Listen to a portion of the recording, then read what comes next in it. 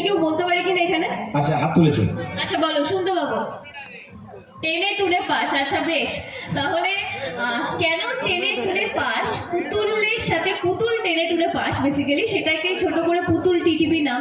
সান বাংলায় চলছে রোজ 7টায়। আমরা খুব খেটে কাজটা করছি, খুব মিষ্টি একটা, অনেকদিন পরে মনে হচ্ছে খুব একটা মনের মতো একটা কাজ করছি। তো পুতুল কেন টেনে টুনে পাস?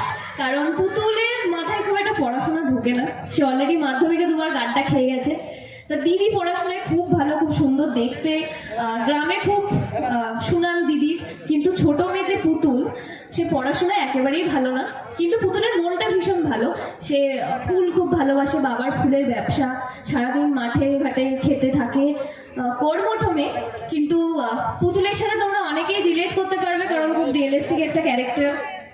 যে মেয়েটা জীবনে অনেক কিছুই পারে, কিন্তু তথাকথিত যে সাকসেসের মার্কটা হয় সেটা হয় না।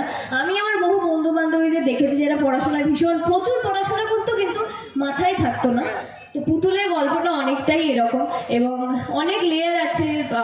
একই ফ্যামিলিতে এরকম হয় যে 2 ভাই বোন থাকলে বা 2 বোন থাকলে একজনের প্রতি সবসময় একটু মা বাবার এমন হয় না, দুজনকেই ভালোবাসে, কিন্তু একজনের প্রতি একটু বেশি টানটা হয়। তো পুতুলেরও তাই। পুতুলের মাও কিন্তু একটু বড় মেয়েকে নিয়ে ব্যস্ত থাকে, দিদিমাও তাই। বাবা পুতুলের পরে।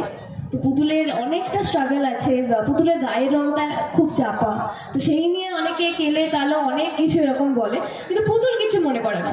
পুতুল খুব নিজেকে নিয়ে কনফিডেন্ট। এরকম একটা গল্প তোমরা সবাই দেখো সান বাংলায়।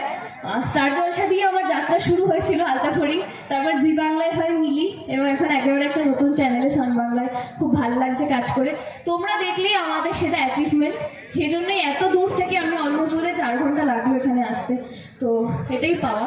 তো সবাইকে বলবো দেখো, এবং আমি ডায়লগে অবশ্যই আসবো, কিন্তু আর একটা গানের